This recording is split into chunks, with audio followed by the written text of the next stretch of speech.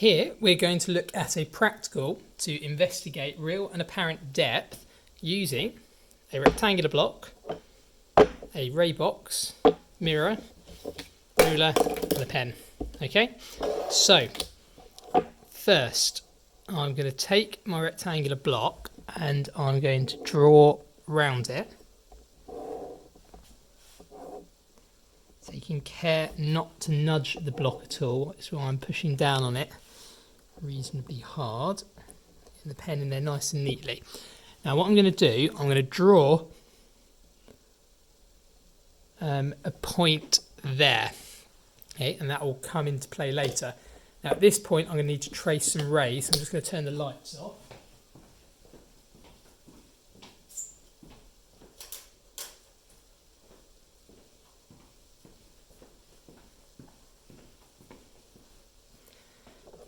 So, I said we have this point here, and where that comes into play is I'm just adjusting the position and the angle of this so that the ray here is coming out exactly at that point. You probably can't see it very clearly on the video, but that is now lined up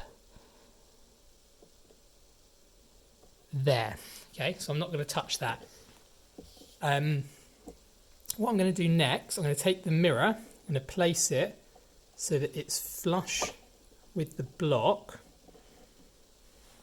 Okay, and now I need to trace some rays. So what I'm going to do is draw across there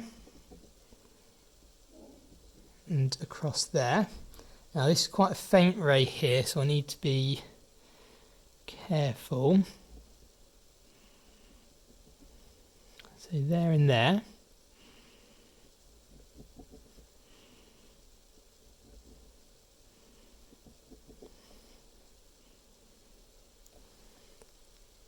Yeah, I'm happy with those. Now, if I turn the lights back on.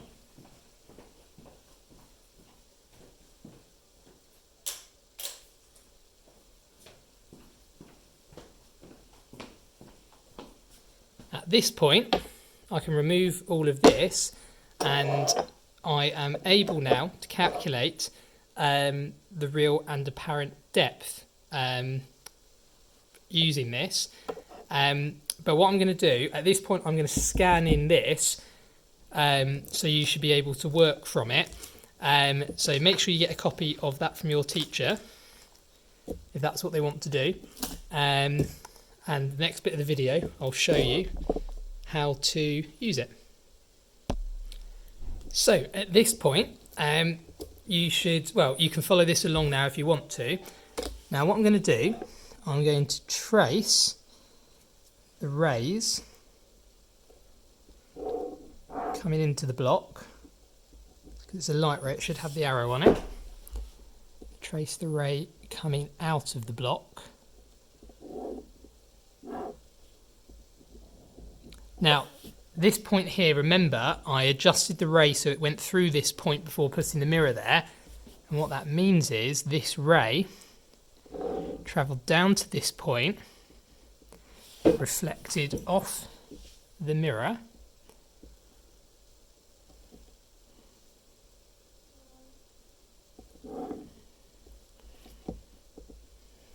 so reflected off the mirror and came back out that way. So that's the path the light ray took through the block. Now, what I need to do for the apparent depth is when you look at the block, your eye, which would be over here, doesn't know that the light ray has changed direction here and would follow it back as a straight line. So what I'm going to do is I'm going to follow these two rays back.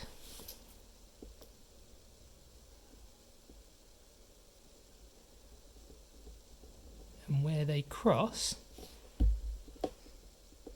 is the position of the virtual image. So there's the real one, there's the virtual one. So our real depth is 7.4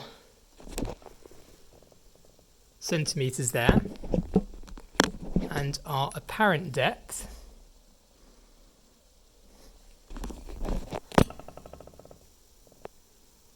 is 4.2 centimetres.